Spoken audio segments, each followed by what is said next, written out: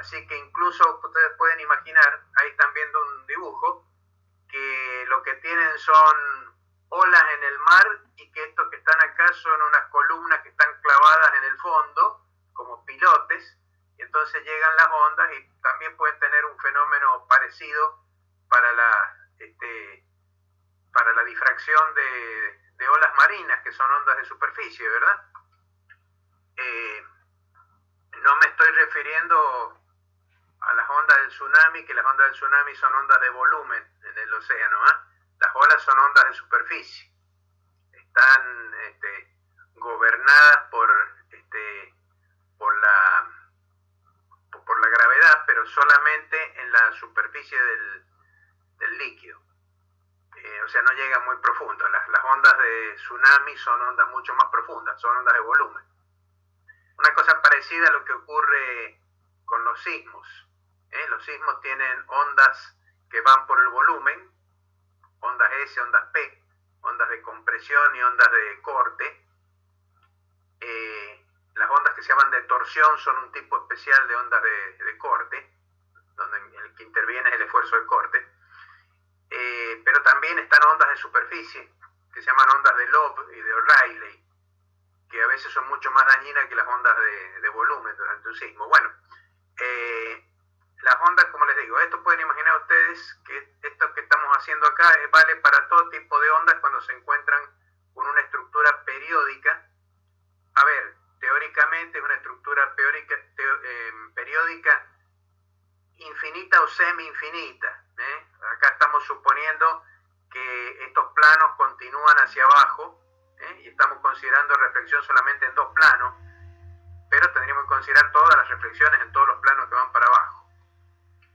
Entonces recordemos un poquito lo que habíamos dicho. Habíamos dicho que cuando llega una onda a una estructura cristalina como esta, los átomos se transforman, o sea, los Bragg, que fue quien hizo el análisis de esta manera de producir la difracción, consideró que las estructuras atómicas en el cristal hacían aparecer planos, es decir, alineamientos de átomos que forman una especie de plano. Ustedes tienen que imaginar que este cristal es tridimensional, ¿verdad? O sea, acá yo he dibujado dos dimensiones, pero deberían imaginar una tercera dimensión donde hay un plano, digamos, que es perpendicular. Los átomos están colocados en planos perpendiculares a la pantalla, al papel. Bueno, en esa estructura tridimensional hay planos. Entonces lo que los Bragg, padre e hijo, dijeron es cuando llega una onda, digamos, puede ser un rayo X o una onda de Broglie, de estas ondas electrónicas, cuando te encuentres estos planos se van a reflejar. Y se van a reflejar no solamente en el primer plano, sino que también estas ondas penetran más adentro. O sea, se supone que no hay absorción en el material. Este es un material que en cierto modo es transparente al paso de las ondas.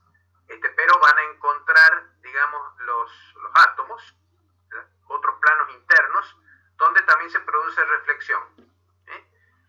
Cuando el ángulo de reflexión, θ que tenemos acá, reflexión como la ley de Snell, cuando ese ángulo θ es tal que la diferencia de caminos ópticos entre dos rayos consecutivos de estas reflexiones, se reflexiona en dos planos consecutivos, el de arriba y el que está más abajo. La diferencia de caminos ópticos, como estamos imaginando acá, como les digo, que es propagación en el vacío, es directamente la diferencia de camino geométrico. El índice de refracción vale 1, en el vacío vale 1. ¿No? Ustedes pueden imaginar ustedes que son átomos que están en el vacío. La onda electromagnética viene y se refleja en estos planos. Y hay una diferencia, si D es la distancia que separa los planos, como está acá en este dibujito, en estos triangulitos que quedan dibujados acá, que son rectángulos, esos triangulitos están determinados por el frente de onda que llega al plano superior inferior y el frente de onda que sale del plano superior también. Bueno, los frentes de onda que llegan al segundo plano, al que está abajo, tienen que recorrer esos frentes de onda que son perpendiculares a la dirección de la onda, tienen que recorrer un camino adicional. ¿Cuánto vale ese camino adicional? Bueno, acá está el triangulito que es rectángulo, por la perpendicularidad que hay entre los rayos y los frentes de onda. Y entonces si D es la distancia que separa los planos, o sea que separa acá los dos atomitos, estos que están dibujados acá, entonces la diferencia de camino en el rayo incidente es D por el seno de tita. Y después hay otro caminito igual en el rayo reflejado, entonces la diferencia de caminos ópticos es 2D por el seno de tita. Y eso va a dar interferencia entre estos dos rayos constructiva si la diferencia de caminos es un número entero de veces la longitud de onda. Porque entonces, bueno, se va a encontrar a la salida, se van a encontrar máximos de una con las máximos de las de arriba y se suman. Como este cristal es infinito y sigue para abajo, los otros rayos que vayan a reflejarse más abajo también van a sumar, porque en ese caso la diferencia será 4 veces, o sea, será otra longitud de onda adicional, y en el cuarto plano será otra longitud de onda adicional. Simplemente se van aumentando las longitudes de ondas enteras adicionales. Entonces la dirección tita, todos los rayos reflejados en el interior de la estructura del cristal dan interferencia constructiva en estas direcciones tita, y solamente en ellas. Si uno considera otra dirección que no cumple esta condición, entonces los haces reflejados, los rayos reflejados en los diferentes planos, van a tener diferencias de fases aleatorias. Entonces, por cada uno, más que aleatorias, constantemente cambiando en una misma cantidad de fases. Pero en algún momento, la fase esta del primero va a encontrar una reflexión que tiene una fase distinta en pi, o sea que difieren media longitud de onda respecto de este. Entonces esos dos se van a cancelar. Y también el que sigue se cancelará con otro, y así siguiendo. Entonces, para las situaciones en que no se cumple esta condición, la interferencia de los rayos que llegan va a dar, o sea, de las ondas que van llegando, va a dar destructiva, si no se cumple esta condición. Entonces, esta es la condición de interferencia constructiva. Solamente si yo largo un haz, entonces, sobre un cristal, solamente si se cumple esta condición voy a tener un haz de reflexión. Ahora, recuerden ustedes que en el interior del cristal hay muchos planos atómicos formados. Yo acá he dibujado lo que se llaman los planos principales. Si quieren verlo así, los más densamente poblados, los que tienen más cerquita los átomos uno con otro. Pero después, si ustedes se fijan, por ejemplo, aquí hay unas rayitas azules que van uniendo diferentes, y hay muchos planos. Por ejemplo, hay planos que van por la diagonal de estos cuadraditos. Entonces ahí la distancia interatómica es raíz de 2 multiplicado por D. Y después, por ejemplo, acá tienen otra más, otro plano que está más inclinado, y también pueden haber reflexiones en esos planos. Y entonces, para esos diferentes planos se cumple esta condición. Donde se cumple esta condición, vamos a tener también haces que salen en esa dirección tita. Es decir, cuando llega un haz, ustedes lo que obtendrían, supongamos que fuera un haz de rayos X. Sí, con electrones es lo mismo. Con electrones lo hacen con una placa de foto, que se vela cuando le llega el haz, y si lo hacen con rayos X, lo hacen con una placa radiográfica, que es prácticamente lo mismo. Hacen incidir un haz sobre un cristal, y entonces ese haz va a aparecer como haces que salen en diferentes direcciones. Cada uno de esos haces ha cumplido con esta condición que está acá, con algún plano. Diferirán en el valor de D, según el plano de que se trate. Bueno, y así entonces ustedes en la placa radiográfica lo que van a encontrar va a ser, en vez de encontrar un solo puntito que corresponde al lugar donde impacta el haz original, van a encontrar alrededor de eso un montón de otros puntitos, cada uno provenientes de una difracción, de una dirección de difracción que cumple la ley de Bragg, que es esta que está acá. interesantes de esta ley son, por ejemplo, lo siguiente. Si ustedes despejan de acá el seno del ángulo θ y lo ponen acá dividiendo a la 2D, el 2D te lo pasan dividiendo en el lambda sobre 2D. Bueno, para que existan direcciones reales de dispersión, el seno no puede superar el valor 1. Eso significa que la distancia D tiene que ser relativamente, o digamos que, por ejemplo, la longitud de onda tiene que ser más pequeña que 2 veces la distancia interatómica. Si no se cumple eso, el seno de θ le va a dar un número acá. Si lambda es grande, entonces les va a quedar esto un número superior a 1. Entonces no existe una solución con un ángulo real a esta ecuación. No se puede producir.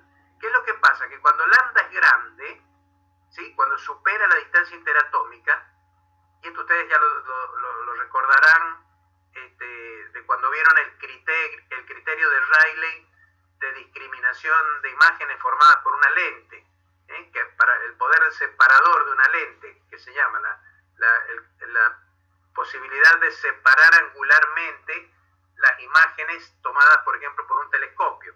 Eso depende del tamaño de la abertura del telescopio, en este caso sería la distancia D interatómica, y la longitud de onda lambda. Se llama criterio Rayleigh, eso lo deben recordar cuando lo han visto con Oscar. Bueno, acá es una cosa similar. Si la longitud de onda lambda es muy grande, la luz no puede ver la estructura atómica, no se pueden ver objetos con un tamaño menor que la longitud de onda de la luz que uso. Entonces, o podríamos verlo de otra manera. Yo les he dicho a ustedes que lambda es más o menos equivalente al tamaño que tiene un fotón. En este caso, los fotones son más grandes que el tamaño de la estructura cristalina. Entonces, los fotones son como bolas grandes, no advierten la presencia de la estructura cristalina, pues son tan grandes que entonces cuando llegan abarcan varios átomos a la vez. Entonces, ¿qué hace? Rebotan conjuntamente con todos ellos y entonces lo que ellos observan es una superficie continua. No observan la estructura granular. No se puede observar la estructura granular acá y obtener el patrón de difracción con una longitud de onda que es muy grande. Bueno, hay otra cosa también. Suponiendo que se cumple la condición de que lambda sobre 2D es relativamente pequeño, entonces el número n también tiene una limitación. No pueden hacer ustedes que esto supere el valor 1. Eso significa que para cualquier sistema de planos atómicos de esto, no hay un número infinito de direcciones permitidas. Solamente es aquellas en que n es menor que 2D sobre lambda, de tal manera entonces que esa cantidad permanezca menor que 1 para que esta ecuación pueda tener soluciones reales. Una ecuación muy interesante, también es tan simplecita que se ve, pero contiene cosas desde el punto de vista de la física realmente interesantes. Bueno, esta es la condición de Bragg. Yo les decía, en 3 dimensiones, las redes cristalinas tienen 13 formas básicas. Las pueden encontrar en cualquier libro de física de sólidos que vean, la van a encontrar, hay muchas, son 13 redes diferentes, se llaman redes de Bravais, ahí está escrito más abajo. En el caso de las redes que es planas, redes en 2 dimensiones, son 5 redes de Bravais. Las redes de Bravais tienen que ser tales que lo que se llama la celda básica, que es esto que está dibujado acá, 2 vectorcitos con un ángulo entre medio, eso define un cuadrilátero. Bueno, ese cuadrilátero, trasladándolo paralelamente a sí mismo, siempre tiene que ser capaz de cubrir la totalidad del plano sin dejar huecos. O sea, son como baldositas. Imaginen que tienen baldosas con esta forma, entonces ustedes van a poder cubrir todo el plano sin dejar huecos. Bueno, estas son las 5 redes básicas de Bravais, se escribe en francés, pero se pronuncia Bravais, en el plano. Tienen la red triangular, esta que es la red triangular, que además produce hexágonos a partir de los triángulos. Acá tiene la red cuadrada, imponiendo de acuerdo a las condiciones que le ponen a tres parámetros, A, B y el ángulo gamma. En el caso del espacio van a tener tres vectorcitos, y las redes de Bravais también son el conjunto de estructuras que repitiéndose por traslación paralela en el espacio pueden ocupar la totalidad del espacio sin dejar huecos. Un cristal, por definición en física, o digamos incluso un sólido, cuando en física se habla de un sólido, se habla de una estructura cristalina. Por ejemplo, el vidrio no es un sólido. El vidrio es lo que se llama una estructura amorfa, porque sus átomos no están ordenados como en un verdadero cristal. Eso hace una distinción entre las copas de cristal y las copas de vidrio. Y también hace una distinción con el precio que tienen ambas, ¿no es cierto? O sea, no es lo mismo comprar una vajilla de copa de cristal que una vajilla de vidrio. Aunque se vean por fuera parecidas, no son iguales. En general el cristal tiene ciertas propiedades de transparencia y todo que a los conocedores lo hacen evidente, ¿no es cierto? Las estructuras cristalinas, ¿sí?, como estas, tienen, por ejemplo, propiedades de transparencia muy grandes. Un caso típico de eso, por ejemplo, es el caso del carbón cuando está en estado diamante, no en estado grafito. En estado grafito es de un color negro bastante oscuro y absorbe mucho la luz.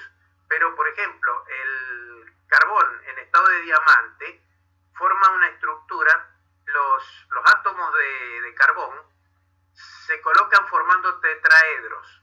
Un átomo, uno de ustedes le largan para cada una de las cuatro valencias que tiene covalentes, los electrones covalentes que tiene el átomo de carbono, ustedes largan cada uno hacia los vértices de un tetraedro. Acuérdense cómo es el tetraedro. Es una figura geométrica espacial, es uno de los famosos 5 sólidos platónicos, donde son 4 triángulos equiláteros pegados unos con otros.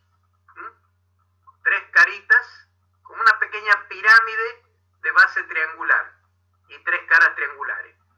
Bueno, eso es el tetraedro. Si ustedes en el centro del tetraedro colocan un carbón y en cada vértice, cada uno de los 4 vértices que tiene el tetraedro, colocan otro átomo de carbón, tienen la estructura en que se ordena el carbón en el interior de un cristal de diamante.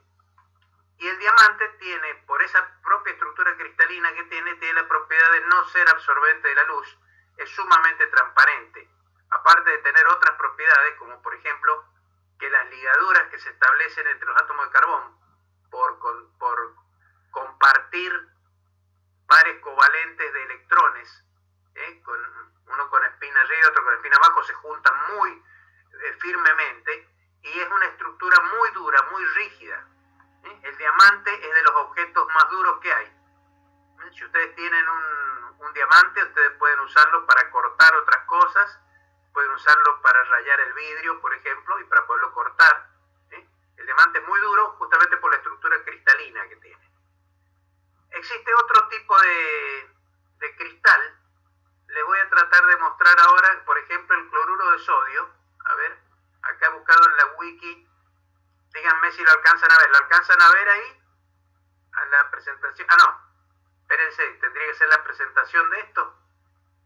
A ver. Ahora estamos viendo la forma ahí de los sólidos. No están viendo el cloruro de sodio todavía. No, las redes de Bravais. Las redes de Bravais también.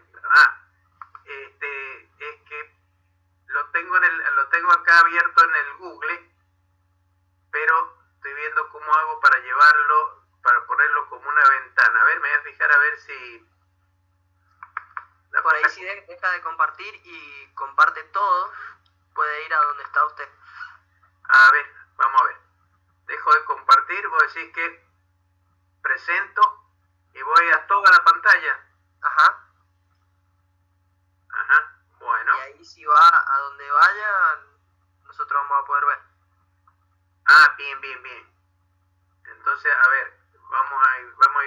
le doy ahí.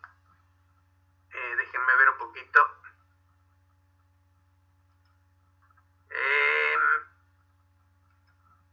No me habilita el compartir. No me habilita tiene que darle clic sobre la imagen y ahí le va a habilitar el compartir. Clic sobre la imagen.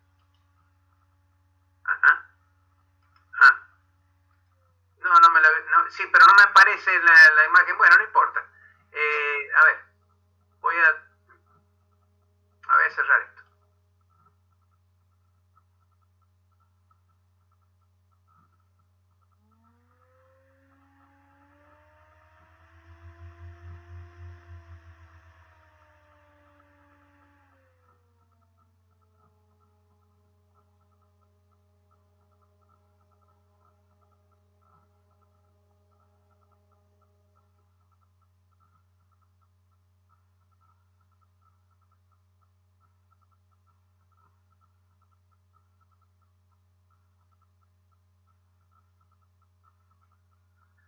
Parece que me fui sin querer, ahí están todos de vuelta. Bueno. Sí. Bueno, sigamos como veníamos. No, les decía, en el caso del cloruro de sodio hay una red de Bravais que se llama red de cara centrada. Si la buscan en la internet o donde sea, la van a encontrar como red FCC, que es del inglés Face Centered Cube. Es una red cúbica, imagínenla de la siguiente manera: es un cubo cuyos puntos de red, estos puntos que están dibujados acá en la pantalla, en el dibujo bidimensional, estos puntos están ubicados en cada uno de los vértices de un cubo y además en el centro de cada una de las 6 caras que tiene el cubo, las 4 caras laterales y la superior y la inferior. Esa es la red FCC. Ahora, un cristal, ¿cómo se obtiene? Se obtiene haciendo que en cada punto de una red uno coloca lo que se llama una base atómica. En el caso del cloruro de sodio, en cada uno de esos puntos, uno coloca un átomo, por ejemplo, de sodio, y en la diagonal, en la dirección de la diagonal del cubo, coloca el átomo, el ion, son iones en realidad, el cloro y el sodio. Y entonces queda una red donde aparecen intercalados el cloro, el sodio, y eso en todas direcciones del espacio.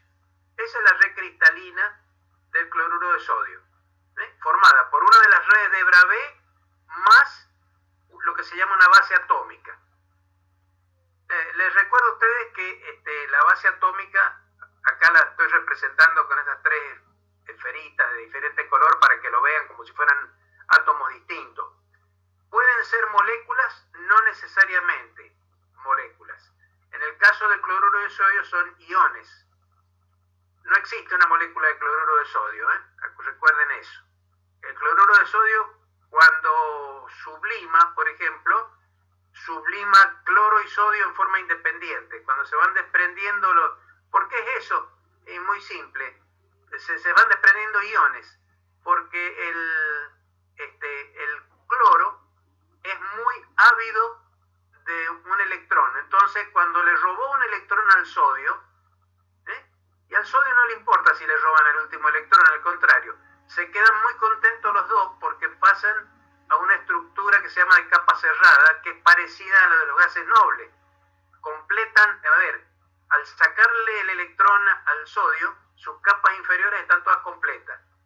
Y al comerse un electrón, el cloro, también completa su capa, su última capa. Entonces los dos quedan... Son más estables. ¿Cómo? Van a ser más estables ambos. Son más estables, exactamente.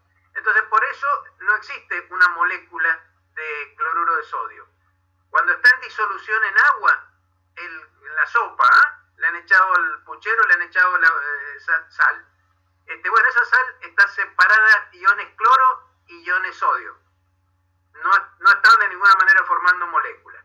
Pero en el sodio, en el cristal, existen las dos en la proporción adecuada y se van intercalando uno y otro, los dos iones, el ion cloro y el ion sodio.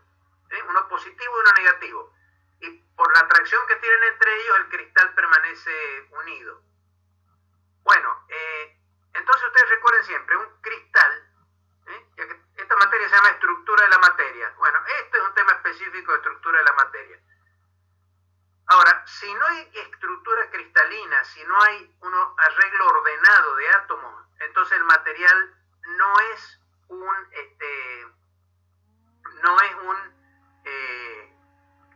un sólido, estrictamente en el sentido de la física.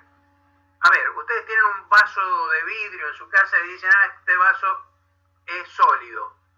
No, para la física ese vaso no es sólido, porque el vidrio, a veces, si le quieren, algunos le dan el nombre de sólido amorfo, pero estrictamente hablando, los átomos no están ordenados. Están todos desordenados allí. Son el vidrio es óxido de silicio, se obtiene fundiendo arena, y ahí los átomos en el vidrio están desordenados. Lo mismo pasa con la obsidiana, que es un mineral que es de origen volcánico, es un mineral amorfo. La obsidiana es un vidrio. Entonces, por eso cuando se golpea la obsidiana, no tiene planos de ruptura, sino que tiene lo que se llama ruptura concoide, o sea, le aparecen, son superficies curvas, salen lascas curvas, pero no salen planos perfectos. En cambio, en los cristales, cuando un cristal se hace lo que se llama el clivaje, que es darle un golpe en una dada dirección, se produce un plano perfecto. Esa es la manera como se tallan los diamantes.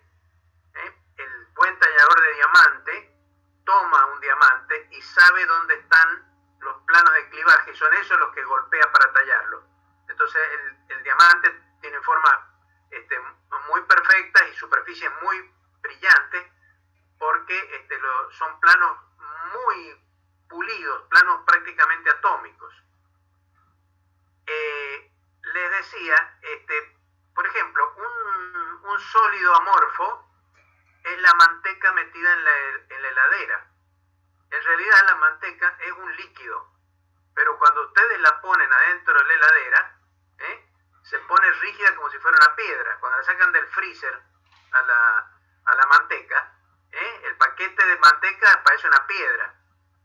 Cuando se empieza a calentar un poquito, entonces comienza a ablandarse, y ahí se empieza a notar que se pone como blandito, desliza suavemente, y finalmente si lo ponen arriba de la sartén y lo calientan, se ve totalmente que la manteca realmente es un líquido. Un líquido con moléculas pesadas, moléculas grasas, por supuesto. Las sustancias que son cristalinas tienen cambios de fase en termodinámica, es decir, ustedes pueden fundir, por ejemplo, el hielo, tiene una estructura cristalina, también de tipo tetraédrico. Si buscan en algún libro la estructura cristalina del hielo, la van a poder ver, se pueden entretener en verla. Es muy interesante porque vamos a estudiar más adelante lo que se llaman los orbitales atómicos del hidrógeno, y y por extensión vamos a hablar de cómo esos orbitales también tienen que ver con la geometría de las moléculas. En el caso del agua, hay unos orbitales que se llaman P, que están ubicados a 90 grados unos respecto de otros. Entonces los dos hidrógenos deberían ubicarse respecto del oxígeno a 90 grados uno respecto del otro, con el oxígeno en un vértice y los dos hidrógenos formando 90 grados. Pero debido a la fuerza de repulsión entre los protones, porque cuando el átomo de oxígeno, que es ávido para completar su capa, intenta sacarle los electrones a los hidrógenos, entonces los lleva a la zona intermedia y los dos protoncitos quedan como pelados del lado de afuera. Entonces son dos cargas libres, dos cargas positivas que se repelen.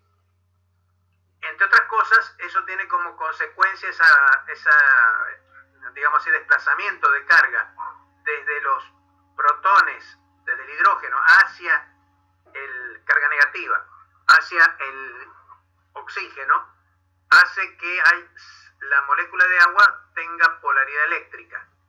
Entonces, por ejemplo, cuando ustedes colocan un cristal de cloruro de sodio, los dipolos en agua, los dipolos eléctricos del agua empiezan a atraer es altamente disolvente.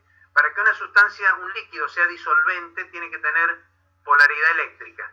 Si no lo tiene, no puede cumplir la función de ir arrancando los atomitos. Para eso necesita ejercerle fuerzas. Y esas fuerzas, que son electromagnéticas, vienen de la separación de cargas que tiene el agua. El agua es un disolvente extraordinario, uno de los mejores que hay. Pero les decía que aparte de eso, de la polaridad eléctrica, los dos protones se repelen. Entonces el agua no tiene un ángulo de 90 grados, sino de 109 grados. Y resulta que ese ángulo es muy parecido, es prácticamente igual al ángulo tetraédrico en los tetraedros del diamante. El ángulo entre las direcciones de cualquier par de conexiones de un átomo con otro, en el tetraedro, ustedes toman por ejemplo la conexión entre el átomo central de carbono y el que está arriba, y el átomo central de carbono con uno de los que están en la base, el ángulo ese vale prácticamente lo mismo que el ángulo que tiene el agua. Entonces el agua, ¿qué hace? A través de unas fuerzas débiles que se llaman fuerzas de puente de hidrógeno, que tienen que ver con la polaridad justamente, tienen que ver con el hecho de que los hidrógenos son levemente positivos y los oxígenos son levemente negativos, se van acomodando en tetraedros. Y el tetraedro es una figura bastante abierta. Es decir, las moléculas de agua en el agua líquida pueden entrar encajándose unas en otras. Si las imaginan como ángulos de 109 grados, entonces un ángulo y otro pueden encajar, tomen sus manos, abran los dedos en 109 grados cada uno y traten de encajarla una en otra y van a ver que se pueden aproximar mucho. La parte central la pueden tocar, se pueden acomodar las moléculas. Entonces en el agua, las moléculas en el agua líquida, las moléculas de agua están muy juntitas unas con otras. Pero en cuanto cristalizan por cambio de fase en la estructura del hielo, el hielo es muy abierto, la estructura tetraédrica es muy abierta, tiene mucho espacio entre medio. Entonces, ¿qué pasa? Que el hielo es más liviano, tiene menos denso, podríamos decir así, que el agua. Entonces el hielo flota. El agua, hay otros elementos cercanos por ejemplo, los que siguen en la tabla periódica más allá del oxígeno, no sé cuáles son en la tabla periódica, no me acuerdo en este momento, pero creo que el azufre, después del oxígeno viene el azufre. Está, por ejemplo, el hidruro de azufre, que es SH2, que debería ser parecido en propiedades químicas al OH2. Sin embargo, no, porque ahí el ángulo es prácticamente 90 grados y el azufre tiene propiedades físicas diferentes de las que tiene el agua. Cuando cristaliza, lo hace en una estructura diferente, no es la estructura abierta que tiene el agua. Entonces el azufre, sería el hidruro de azufre, el SH2, que sería lo mismo que el agua, pero en vez del oxígeno, azufre. Esa molécula, esa estructura cristalina, cuando es más densa que el líquido, que el azufre, que el dióxido, que el hidruro líquido. Entonces se hunde, mientras que en el agua el hielo flota. Esa simple condición hace que el agua, miren, todos deberíamos maravillarnos de lo que es el agua. Bueno, casi todas las religiones han hecho hincapié en lo fundamental que es el agua para la vida y para el hombre, ¿no es cierto? Lo sabemos por nuestra experiencia vivencial. Sin agua el hombre no vive, pero el agua es realmente maravillosa y milagrosa en muchas propiedades. Si el agua no tuviera el poder disolvente que tiene, difícilmente podrían haber existido en los caldos primordiales en que se desarrolló la vida, difícil que hubieran podido existir los elementos químicos que se disolvieron de las rocas para poder dar origen a las primeras moléculas que condujeron a la vida. Y habiéndose producido la primera vida, en una época en que el planeta era relativamente frío y el agua se congelaba, el agua más densa, líquida, iba al fondo, el hielo es muy buen aislante térmico, entonces la vida se podía conservar en el fondo y el hielo se colocaba en la parte superior. Si el hielo se hubiera hundido, ese hielo hubiera ido al fondo del mar, y como el agua, como les digo, es muy buena para no transmitir el calor, el hielo no se hubiera fundido nunca, y año a año las nuevas capas de hielo se hubieran ido acumulando desde el fondo hasta arriba, y tendríamos todos los océanos del planeta congelados. No, los tenemos líquidos gracias a esta propiedad que tiene el agua, de que solidifica en esa estructura abierta. El hielo es una estructura abierta. Bueno, es muy interesante todas las cuestiones de las propiedades que tiene la materia por causa de su estructura cristalina. Lo importante que estamos viendo acá es que las ondas, rayos X, ondas de Broglie, todo ese tipo de sistemas permiten hacer determinaciones de cómo son los ordenamientos atómicos y permiten estudiar las estructuras atómicas en los cristales. Hoy en día se hace al revés de lo que se hacía en otras épocas. Hoy en día se utiliza los haces, y de acuerdo a cómo salen las radiografías que se obtienen, uno puede deducir la estructura cristalina que está produciendo ese patrón. De esa manera se descubrió, por ejemplo, a partir de ADN cristalizado, se descubrió la estructura de doble cadena. Crick y Watson, físicos, descubrieron cómo era la estructura. Ya había habido un químico que más o menos había propuesto por dónde podía venir la cosa, que es un señor llamado Linus Pauling, lo pueden buscar, premio Nobel de Química, no Pauli, no el del principio de exclusión, sino este otro es Linus Pauling, un hincha fanático de la vitamina C. Él lo recomendaba la vitamina C un montón, y tenía razón, la vitamina C es muy buena.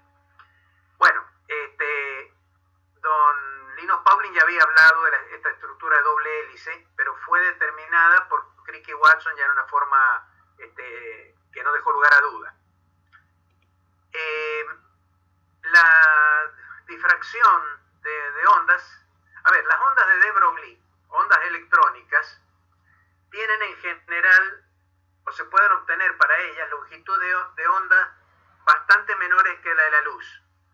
Entonces, con ondas de Broglie es posible ver objetos más pequeños que lo que se puede ver con la luz del espectro óptico. En el óptico, la luz tiene una longitud de onda que está en el orden de los 500 nanómetros. Eso significa, sería medio micrón prácticamente. Ese es el límite de lo que nosotros podemos ver con un microscopio óptico, construido con lentes de vidrio, eliminando todas las aberraciones y todo lo que se quiera, pero el límite que fija la naturaleza es la longitud de onda de la luz. Por debajo de eso tendríamos que utilizar microscopios ultravioletas, y el ultravioleta es complicado para trabajarlo, y no podemos además verlo directamente, además nos quemaría la retina. Pero dejando eso de lado, la gente utiliza, en lugar de ondas de luz, utiliza ondas electrónicas, ondas de de Broglie. Esas ondas se obtienen acelerando haces de electrones en aceleradores de partículas. Todo, o sea, lo que sería en los viejos televisores, el tubo de rayos catódicos. El tubo de rayos catódicos es un acelerador de electrones que estaba metido adentro del tubo. Por eso eran tubos tan gordos, ¿se acuerdan? Los viejos televisores, a lo mejor por ahí todavía ven algunos. Hoy en día son de pantalla plana porque funcionan de otra manera. Pero los primeros eran de un tubo era un tubo acelerador de electrones. Y se emitían 3 haces electrónicos. Cuando era en blanco y negro era un solo haz electrónico. Entonces se modulaba de manera que donde incidía producía mucha luz sobre una pantalla fosforescente, y donde no incidía aparecía sombra. Entonces por contraste se formaban imágenes en blanco y negro. Después, pusieron 3 haces, como están acá dibujando las pelotitas estas, uno verde, uno azul, uno rojo, 3 haces diferentes que impactaban en diferentes lugares de la pantalla. Si ustedes miraban las viejas pantallas esas de cerca, iban a ver como rayitas muy chiquititas. Cada rayita correspondía a un color. Si ustedes se separan más de 1,5 metros de una pantalla de esos viejos televisores en colores, el poder de resolución de su ojo con el criterio de Rayleigh hace que ustedes no puedan ver como diferentes las 3 posiciones, la roja, la verde y la azul. Parece que estuvieran en el mismo lugar. Entonces los 3 rayos impactaban con diferentes intensidades en cada punto, y ustedes recibían en el ojo de cada punto de la pantalla una mezcla de los 3 colores, sin poder distinguir que venían de lugares diferentes. No veían 3 puntos, uno azul, uno verde, uno rojo. Les llegaba como si fuera un solo punto y la mezcla. Eso les iba formando la imagen en color. Así se obtenía la mezcla de colores, y ustedes tuvieron las primeras imágenes en color, fueron así. Hoy en día es otro sistema. Hoy en día funcionan con LED, funcionan con plasma, es otra cosa. Pero así funcionaban los primeros televisores colores, con 3 rayos electrónicos.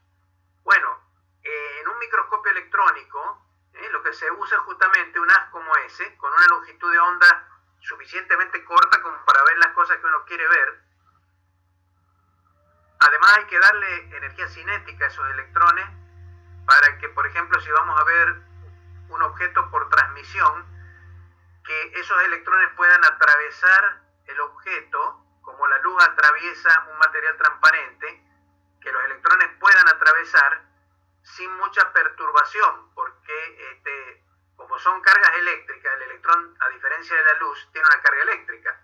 Entonces cuando pasa entre medio de los átomos de una lámina, electrones, protones, otras cargas, entonces se ve afectado por la presencia de las cargas. Para que eso no ocurra y sean ondas más parecidas a las luminosas, se les da mucha energía cinética a los electrones. Entonces las energías de interacción con los átomos son de unos poquitos electronvolt. En cambio, la energía cinética que trae el electrón es del orden de los kiloelectronvolt. O sea, 100.000 electronvolt. Entonces, con esa energía, la longitud de onda es corta, y además se ve poco alterada por la presencia de las cargas del objeto que se va a observar. Entonces, ¿qué se hace? Con los haces electrónicos se usan como si fueran rayos luminosos, y se los hace pasar por lentes electrónicas, o sea, lentes que generan campos eléctricos o campos magnéticos, y van desviando los rayos, de la misma manera que lo hacen las lentes por transmisión. Yo tengo una lente, quiero construir un telescopio, tengo que colocar un objetivo y un ocular, y hago toda la óptica geométrica. Acá es lo mismo, salvo que lo que en los telescopios ópticos son lentes de vidrio, acá son dispositivos electrostáticos. Son placas que se cargan eléctricamente, cilindros cargados, bobinados, que están diseñados para generar el mismo efecto que una lente óptica. Entonces se dirige el haz de electrones como si fuera un haz de luz, a través de lo que uno quiere observar, y eso termina. A ver, ¿dónde se observa eso? No lo podemos ver a ojos pelados, porque nuestro ojo no está hecho para ver electrones, está hecho para ver luz. Entonces lo que hay que hacer es llevar ese haz a que forme una imagen sobre un CCD, por ejemplo, y el CCD toma la información electrónica de cuántas cargas están llegando a los diferentes lugares, y esa información la traduce en señales electrónicas que van a una pantalla de televisión que me reproduce la imagen que se debería ver si en vez de ser eso un haz de electrones fuera luz. A ver, hay que tener mucho cuidado cuando a uno le muestran fotos, por ejemplo las fotos que vienen del espacio que manda las naves espaciales, o las fotos que manda el Hubble. Muchas de las fotos que ustedes conocen del Hubble son fotos en falso color, o sea, no es lo que realmente observa el Hubble, sino que están retocadas electrónicamente para resaltar ciertos aspectos y ver mejor, por ejemplo, las distribuciones estelares o las zonas que tienen más o menos densidad o que emiten más radiación de un tipo que de otro. Es de la misma manera como se ven imágenes a veces de telescopios que ven el infrarrojo. El ojo nuestro no puede ver el infrarrojo. Lo que nosotros vemos son imágenes que están de alguna manera, tienen una cierta componente, vamos a decirlo, una cierta componente artística, atrás de ellos. O sea, hay que tener cuidado cuando uno le muestran algo y le dicen, acá tengo una foto de tal cosa. Las fotos son engañosas, y más ahora que existe el Photoshop y todas esas cosas. Si por Facebook le mandan una foto a las chicas de un tipo muy pintón, que Dios, tengan cuidado porque seguro que hay algún retoque raro. Bueno, dejando de lado eso, lo que les quiero decir es que las imágenes, por ejemplo, se mandan del espacio. Miren, les voy a contar una anécdota para que comprendan de qué estamos hablando. La primera foto que mandó la primera nave que aterrizó en Marte, la Viking, mandó una foto del paisaje y todos se pusieron felices porque vieron un paisaje desértico, pero muy parecido a los desiertos de la Tierra, y el cielo era muy parecido a la Tierra, un cielo de color celeste, hasta que alguien se dio cuenta de que los equipos que estaban mandando la señal estaban descalibrados y que en realidad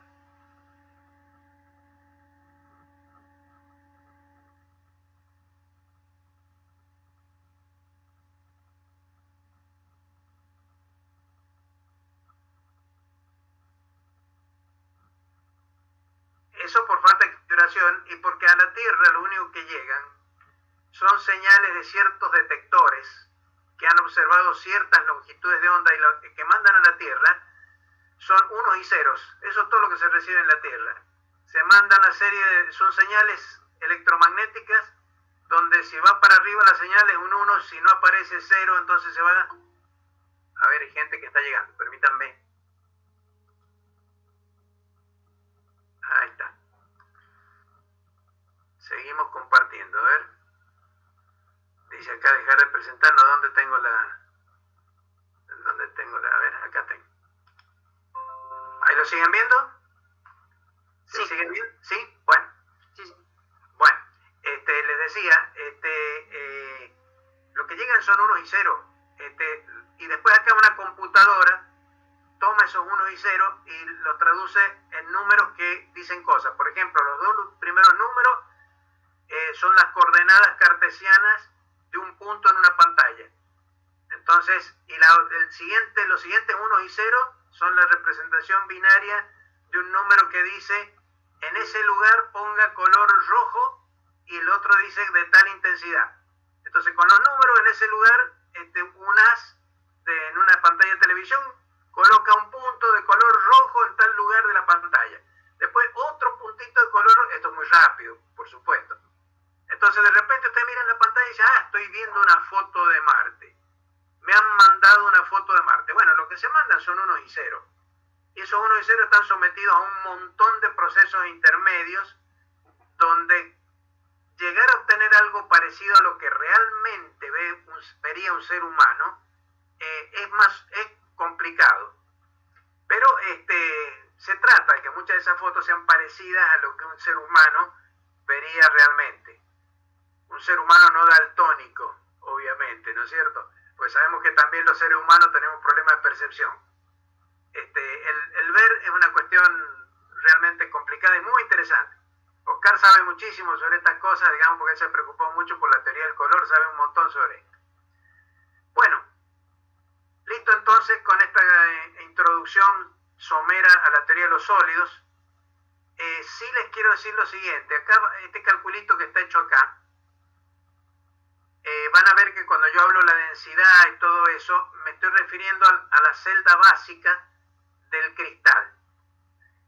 Si ustedes quieren saber cuántos átomos entran en una celda básica de un cristal, bueno, tienen que imaginar, por ejemplo, hagamos la celda, la FCC que les comenté hace un rato. Tiene 8 átomos, uno en cada vértice, y 6 átomos más, uno en cada cara del cubo. ¿Cuántos átomos hay en esa red?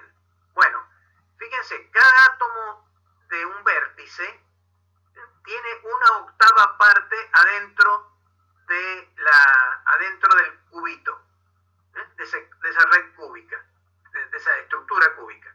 Los átomos que están ubicados en los vértices tienen una octava parte, por eso se llama un octante a lo que se forma con los ejes X, Y y Z. Cuando los ejes X, Y y Z los consideramos los 3 positivos, esa parte del espacio se llama un octante del espacio, es la octava parte del espacio total. Entonces son 8, y cada uno de esos átomos tiene una octava parte adentro. 8 por un octavo, hay un átomo que viene de los vértices. Pero además hay 6 de la cara. Cada átomo en una cara está partido al medio. Queda solamente la mitad dentro del cubo, la otra mitad queda afuera. Y hay 6 átomos que están en esa condición, cada uno con la mitad. 6 por un medio me da 3. 3 más 1, 4. Quiere decir que en la celda FCC, cubo de cara centrada, entran 4 átomos. Bueno, les comento eso porque acá cuando lo lean van a ver que hay un átomo en lo que se llama red cúbica simple, 2 en la cubo de cuerpo centrado, 4, como les acabo de decir, en la de cara centrada, etcétera. Entonces, cuando vean esto que está acá esta parte y lean esto, que es para que puedan trabajar sabiendo qué cantidad de átomos pueden tener adentro una celda y cuánto puede valer para un dado cristal la separación interatómica, que tiene que ver con la separación de los planos. Porque cuando ustedes aplican la ley de Bragg necesitan saber a qué distancia están los planos. Y entonces estas fórmulas le van a permitir encontrar la distancia entre los planos principales, los que están más densamente poblados. Acuérdense que después tienen muchos otros planos que son menos poblados. Bueno, con esto les tiene que sobrar para resolver problemas sobre la ley de Bragg y difracción en electrones. Las fórmulas básicas, bueno, esta que está acá, ¿Profe? Sí. La pregunta ese espaciamiento interatómico tiene que ver con la longitud de onda que tienen las partículas que están involucradas, ¿o no? A ver, ¿de qué partícula estamos hablando? ¿Quién pregunta? Horacio. Horacio. Porque estaba haciendo un problema y estaba hablando de un neutrón, y bueno, eso es lo que le preguntaba en el mail que le envié, que me decía que tenía una longitud de onda de tanto, sí. Y esa longitud de onda del neutrón estaba dada por el espaciamiento interatómico en los cristales, dice. Bueno, ese espaciamiento del que te están hablando ahí es este A que está acá. Este A es lo que se llama parámetro de red. Es el lado del cubo, podríamos decir así. El lado del cubo de la estructura esta cristalina de cara centrada, por ejemplo. O si es una cristalina simple, una cúbica simple, son simplemente 8 átomos puestos uno en cada uno de los vértices de un cubo. Esa se llama estructura cúbica simple. Ahí hay un solo átomo en cada red cristalina. A es el lado del cubo. Es lo que se llama parámetro de red. Lo que allá arriba, en estas redecitas, acá en estas, en la que sería el A, que separa 2 planos. Bueno, el caso de la red cuadrada es uno solo. Los 2 vectorcitos tienen el mismo lado A. Estos 2 que están acá en la red cuadrada, esta más amarilla que está al final. Eso tiene que ver justamente con la distancia de los planos atómicos principales. Acá los puedes ver. SA vendría a ser esta distancia D, que está acá.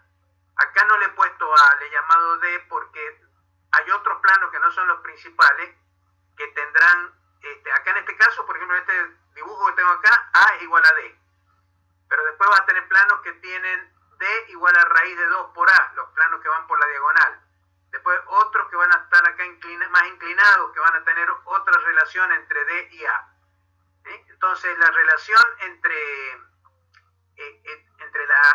la distancia de planos y el parámetro de red depende de lo que vos estés viendo, de la geometría que vos estés planteando. Pero lo importante es que con esta formulita que está acá abajo, con esta, vos conociendo la densidad que tiene un material, el peso molecular, el tipo de estructura que tiene, podés calcular cuánto vale el parámetro de red. Entonces eso te da el tamaño de la red básica. Y de acuerdo a cada red tenés una cantidad de átomos que puede ser 2, 4, en fin, en cada red. Eso también te sirve para determinar, digamos, cuánto es este parámetro que está acá, el parámetro de red. O sea que esa cantidad de átomos, este valor kappa que aparece acá. En una cúbica simple, ese kappa, por ejemplo, vale 1. Bueno, dicho esto, acá hay un temita que no lo van a encontrar en ningún libro, porque este es un desarrollo propio. A ver, ¿en qué consiste esto? Los rayos X son ondas electromagnéticas. Entonces, cuando son emitidos los rayos X, a ver, ¿cómo les podría decir? Llega un rayo X sobre una carga eléctrica, una onda electromagnética, lleva sobre una carga eléctrica, entonces la hace mover para arriba y para abajo. Supongamos que es un dipolo. Entonces lo que hace la onda electromagnética que llega es excitar el dipolo, subiéndolo y bajándolo en dirección perpendicular a la dirección de llegada de la onda. Acá tienen dibujada una onda que llega con vector de campo E0 y entonces está excitando átomos para arriba y para abajo. Bueno, esos átomos son un dipolo oscilante, un dipolo eléctrico que está oscilando en esa dirección. Entonces reemiten la onda, como vimos en los apuntes de electromagnetismo al principio del curso. ¿Se acuerdan que habíamos estudiado cómo un dipolo oscilante emitía una onda electromagnética? Bueno, acá lo que ocurre es exactamente eso. Y entonces hay una dependencia en esas fórmulas que habíamos obtenido de la intensidad de la onda emitida por un dipolo oscilante según el ángulo. Por ejemplo, en la dirección en que oscila el dipolo no hay emisión de onda electromagnética y es máxima en la dirección perpendicular a la oscilación del dipolo. Y la relación de intensidad para el valor del campo eléctrico en una dada dirección 2θ medida a partir de la perpendicular, como está acá, va con el coseno de 2θ. O sea, prácticamente como si uno colocara una esferita acá, y entonces la intensidad del campo eléctrico de la onda que sale en una dirección como esta va disminuyendo desde la dirección original hasta 0 al llegar a 90 grados.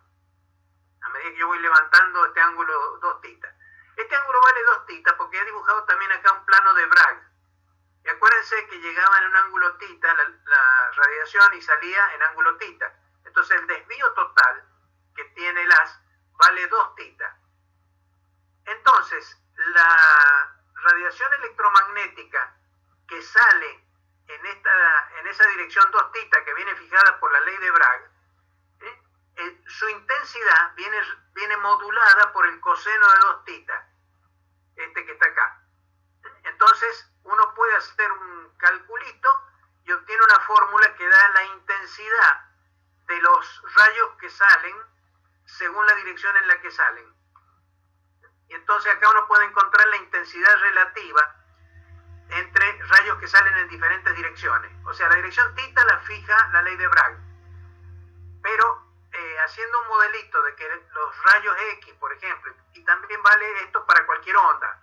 Yo lo hago con rayos X acá, para poder usar las cosas sobre la teoría electromagnética, sobre radiación dipolar. Entonces, haciendo una aproximación de que los rayos X se dispersan por efecto de los dipolos eléctricos que oscilan acá, obligados por el rayo X que está entrando, entonces ese reemite, y en la dirección esta que forma un ángulo 2θ, con la dirección original, la intensidad viene modulada. Y bueno, entonces acá uno puede obtener las relaciones de intensidades de los haces difractados. Este tema yo no lo he encontrado en ningún lado. Esto fue una cuestita que me puse a hacer yo un día porque me interesó ver a ver de dónde podía hablar un poquito sobre la intensidad de los haces. No está en los libros. Si ustedes buscan en el Beiser, en el Alonso, no van a encontrar nada sobre esto. Y yo he buscado en un montón de libros, así que este es un temita que en algún momento voy a tener que publicar en alguna revista, no sé, en la revista de enseñanza de la física, alguna de esas, y poner este temita para... es interesante, no van a encontrar problemas sobre esto, pero si les interesa leerlo, léanlo, a ver si encuentran algún que me haya equivocado en algo, entonces me avisan antes que lo publique, no me sé que publique una cosa que no está bien. Bueno, listo entonces sobre las intensidades. A ver, ¿qué hora es? Vamos a ver. Yo les pediría que me dieran 5 minutos. Como tengo alergia, en esta época la garganta me queda a la miseria. Denme unos 5 minutos de descanso, son según mi reloj 18:55. Si les parece, a las 19 nos volvemos a enganchar para seguir. Mientras tanto, si tienen alguna pregunta para hacerme, aprovechen y háganmela ahora. ¿Hay algo que les haya quedado con duda? No, bueno. Claudio, ¿no tenés duda vos? No, profe, por ahora está bien. Está bien, vas entendiendo. Bueno, muy bien. Me alegro que estén entendiendo. Es lo único que puedo decir. Bueno, denme 5 minutitos. Sí, por ahora sí. Sí, bueno. Ya cuando estemos en la parte de los ejercicios, esa parte, ahí nos van a surgir más dudas. Para los ejercicios, nada más que la formulita de Bragg y nada más. Y los otros son calculitos muy simples de qué cantidad de átomos hay en la celda y cosas así, pero nada más. Bueno, 5 minutos y nos volvemos a juntar. ¿Estamos presentando todavía? No, ¿Sí? profe. No. No estamos presentando. Ah, bien. O sea, tengo que ir de nuevo acá atrás. Les cuento una cosa como interesante sobre este asunto de los amorfos y los sólidos. Ustedes cuando han estudiado termodinámica deben haber estudiado el calor específico de un sólido como una constante.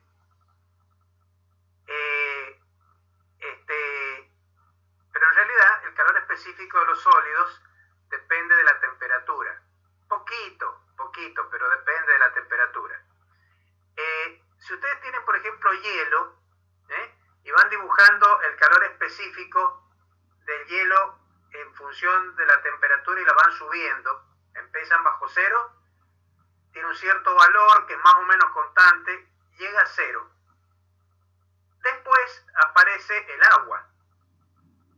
Pero entre medio, ¿qué es lo que hay? Entre medio está el calor latente de fusión, cuando se pasa del estado sólido al estado líquido, donde el calor específico varía de otra manera. En un sólido hay un salto brusco ahí, pero ¿cómo es ese salto brusco? Se ve mejor si uno lo hace con un amorfo como por ejemplo la manteca. La manteca tiene un calor específico que viene más o menos constante hasta que al llegar a una cierta temperatura comienza a levantarse el calor específico, comienza a levantarse, hasta un cierto punto llega a un máximo, después cae de vuelta bastante y llega a un valor más bajo. Es como si hubiera llegado, y cuando está en esa zona más baja ya está líquida. Empieza casi como un sólido, después le sube y después se transforma en un líquido. Quiere decir entonces que el calor que se ha absorbido es por el calor específico que ha crecido en el momento en que se ha pasado de sólido a líquido la manteca. Ha habido un calor específico que ha crecido. En un sólido cristalino, lo que ocurre es que hay un salto infinito de esa función. El calor específico viene constante. Al llegar al punto de fusión, el calor específico pega un salto hasta el infinito, pero con área finita. O sea, el área de ese pico permanece finito, aunque sea infinito de alto. Es como si fuera una curva gaussiana que se ha hecho infinitamente alta, pero infinitamente angosta. Pero tiene siempre área 1, como tienen las curvas gaussianas. Las curvas gaussianas dan la probabilidad total, es que área siempre 1. Pero ustedes pueden tener un desvío estándar que tienda a 0, y la curva gaussiana se va a infinito en ese punto. Y tiene área 1. Bueno, acá pasa lo mismo. El área debajo de esta curva que es violenta, viene el sólido, de repente, pum. Bueno, ese área abajo de la curva del calor específico mide el calor latente. Es el calor latente de transformación de la fase sólida a la fase líquida, o viceversa, de la líquida a la sólida. Con los amorfos a veces por ahí se ve más claro que lo que ocurre, porque uno a veces cree que el calor latente no tiene nada que ver con el calor específico. No, están relacionadas las dos cosas de una manera bastante íntima. Bueno, dejando de lado eso, que eso es divertimentos termodinámicos, se lo dejamos a Oscar para cuando da termodinámica. Vamos nosotros a ver sobre lo nuestro. Presentamos una ventanita y compartimos. Bueno, ¿qué les voy a hablar ahora? Dice acá el campo de materia de una partícula libre clásica. A ver, ¿qué es lo que es una partícula en la física? Yo ya se los dije el otro día. ¿Y cuál es la diferencia con una onda? Bueno, una partícula es un objeto localizado. Localizado dentro de una región que es más pequeña que el tamaño del error que puedo cometer en mis mediciones. Cuando mi instrumento de medición tiene una capacidad de discriminación de 1 milímetro, cualquier objeto que mida menos de 1 milímetro lo tengo que considerar una partícula, porque no tengo manera de distinguir las posiciones de sus diferentes partes. Si mi error es más grande que las distancias entre las partes de ese objeto, entonces ese objeto, o sea, no tiene ningún sentido decir que un punto de él está a tal distancia del otro, porque mi instrumento de medición no me permite determinarlo. Entonces, bueno, así eso es lo que se considera en física clásica, y en realidad, en todo nuestro concepto, una partícula es un objeto que es localizable en un punto del espacio con una precisión, o sea, un objeto que tiene un tamaño menor que la precisión de los instrumentos que estamos usando para medirlos. Ustedes saben que en la física siempre todo termina en que tenemos que decir cómo se mide. Ahí es donde está el punto central. Entonces, una partícula es un objeto localizado. Ahora nosotros hemos introducido las ondas de Broglie y hemos dicho que los electrones se comportan como ondas bajo ciertas condiciones. La pregunta es, ¿cómo podemos con ondas que están escritas acá? Acá está la onda de Broglie. A ver, cuando yo una onda la escribo como E a la I, K escalar R menos omega por T, esa es todavía una onda cualquiera. Ahí no he dicho qué tipo de onda es. Pero cuando ya pongo que K, el vector de onda, es P sobre H barra y que omega es E sobre H barra, como está escrito acá, esto ya es una onda de Broglie. Bueno, acá está escrita la onda de Broglie, lo que vendría a ser el equivalente del vector de onda, que es P, la cantidad de movimiento, y lo que es equivalente a la frecuencia, que sería la energía, que es función de P. Y acuérdense, así como la relación de dispersiones omega de K, omega igual a omega de K, como E y P están relacionados, esa es la relación de dispersión de estas ondas. La velocidad de las ondas de de Broglie, la velocidad de fase que se llama, recuerden que es omega sobre K. A ver, si quieren darle a esto un aspecto más conocido por ustedes, en lugar de K pongan 2pi sobre lambda y en lugar de omega pongan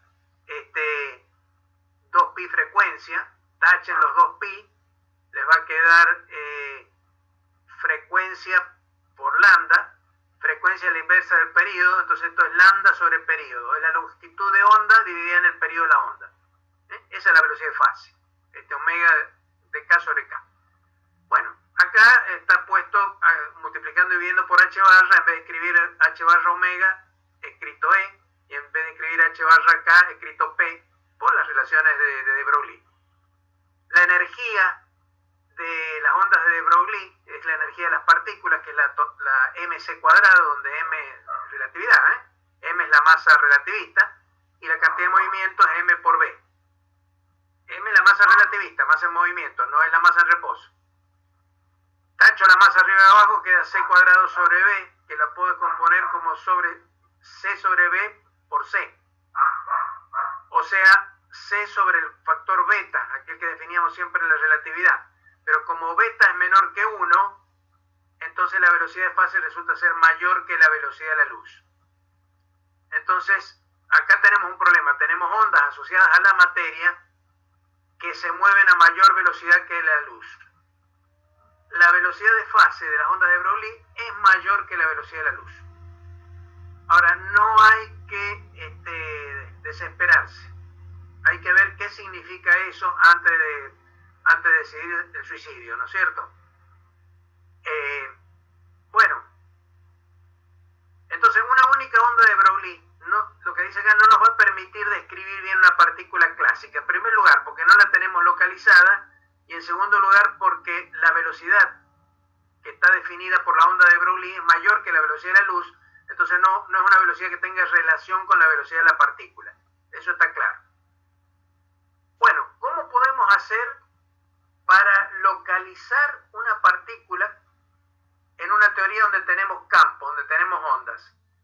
Bueno, la manera como se hace es haciendo una interferencia de ondas, de manera de lograr que los campos se anulen en todas partes del espacio, menos en una zona pequeña, que es lo que vamos a llamar la partícula.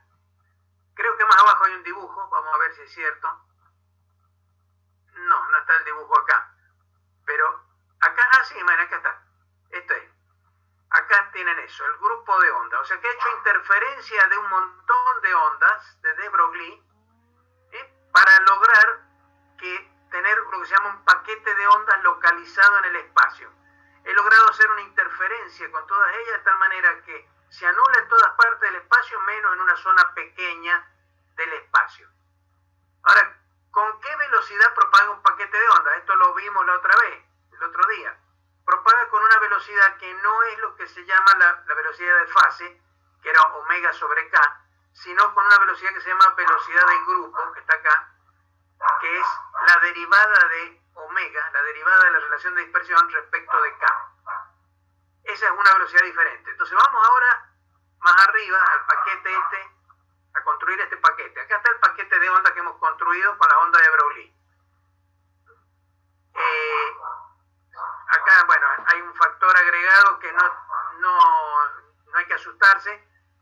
Como esta amplitud no decimos cuánto vale, simplemente es un factor de normalización que se pone para ponerlo matemáticamente parecido a una cosa que se llama transformación de Fourier, que vamos a ver un poquito más adelante. Ahora, ¿con qué velocidad propaga este paquete? Como les dije hace un ratito, propaga con la derivada de omega respecto de K. A ver, si a ustedes les preocupa acá que derivado respecto de un vector, esto que está acá es un símbolo para el gradiente en el espacio K. Es para que no se me asusten con esta derivada respecto de K. Derivada respecto del vector K es, es como si el vector gradiente común que ustedes conocen, que tiene la derivada, lo escribieran como la derivada parcial de una función respecto del vector R. Esto es un gradiente en el espacio K. El gradiente tiene tres componentes, que es la derivada parcial respecto de X más en la dirección X, más la derivada parcial respecto de Y en la dirección Y, etc. Bueno, esto que está acá es la derivada respecto de K sub X, porque respecto de X, la derivada más en la dirección X, más la derivada de omega respecto de K sub Y en la dirección Y, más la derivada de omega respecto a K sub Z en la dirección Z. Eso significa esto que está acá. Acá está generalizado lo que está hecho en el apéndice 2, que le hicimos el otro día, donde lo hicimos en una sola dirección para que no hubiera problema. Pero cuando trabajamos en el espacio, estas ondas que propagan en el espacio, la velocidad de grupo, y es un vector velocidad, el vector velocidad de grupo es el gradiente de la función esa de dispersión, de la ecuación de dispersión respecto del vector de onda, de las componentes del vector de onda. Si multiplico arriba y abajo esto por h barra, entonces esto es la derivada, es el gradiente de la energía respecto de P. Acuérdense que la energía, acá tienen la fórmula escrita más abajo lo que es, la raíz cuadrada, aparece P cuadrado. ¿Y P cuadrado qué es lo que es? Es px cuadrado más pi cuadrado más pz cuadrado. Entonces tienen que hacer las derivadas respecto de ese px, ese pi y ese pz.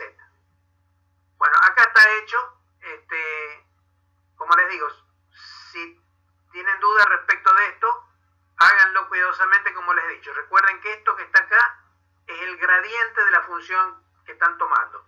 La derivada respecto de un vector es lo que se conoce como gradiente.